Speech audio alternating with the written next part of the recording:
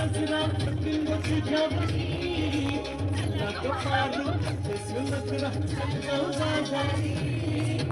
जाऊच्या पाजारी फुटांच्या नजरा दिन तुझ्यावरी.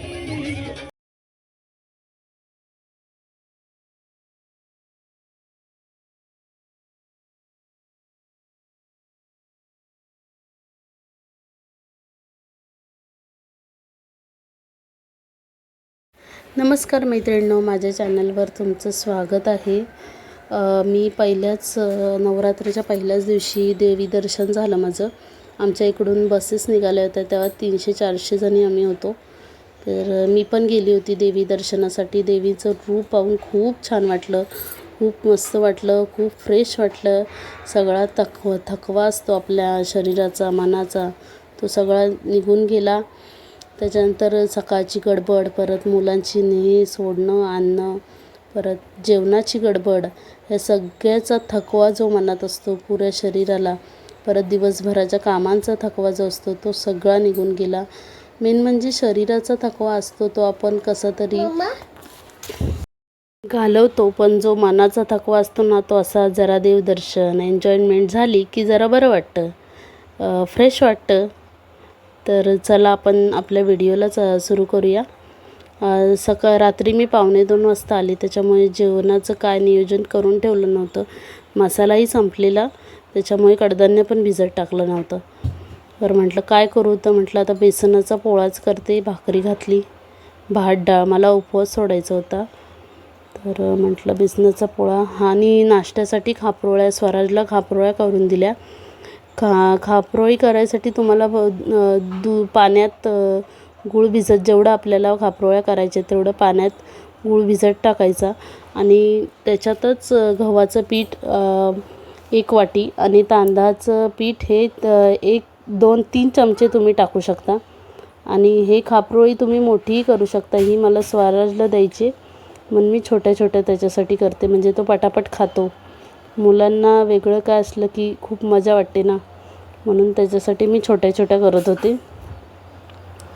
हे असे छोट्या छोट्या खापरोळ्या केल्या आणि त्याच्यावर झाकण ठेवलं. ह्याला तुम्ही तेलही लावू शकता किंवा तूपही लावू शकता. आणि ते छोट्या होत्या म्हणून पटापट होत होत्या.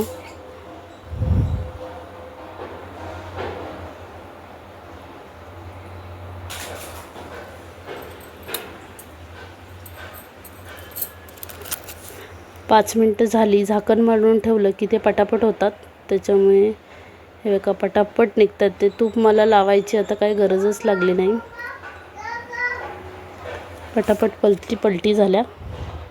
तर थोडंसं तूप मला कमी वाटलं म्हणून परत लावलं मी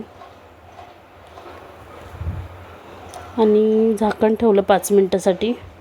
आणि एका साईडला कुकरची पण तयारी करून घेते, कारण स्वराला जायचं आहे स्कूलला. ती ट्युशनवरून आली की तिला जेवायला लागतं. परत स्वराजला पण 11 वाजता सोडायचं आहे. पटापट म्हटलं जेवण उरकते. मशीन लावली होती आज. अशी गडबड असली की मग मशीन मला लावावी लागते.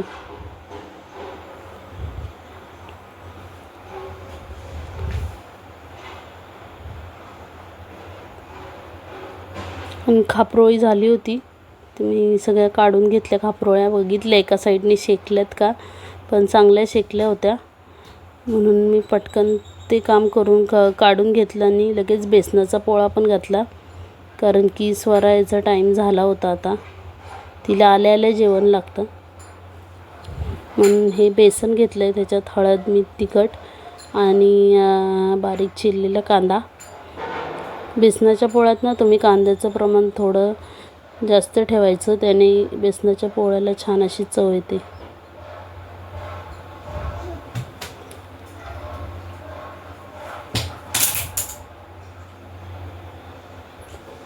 पातळ असा बेसनाचा पोळा घालून घेतला.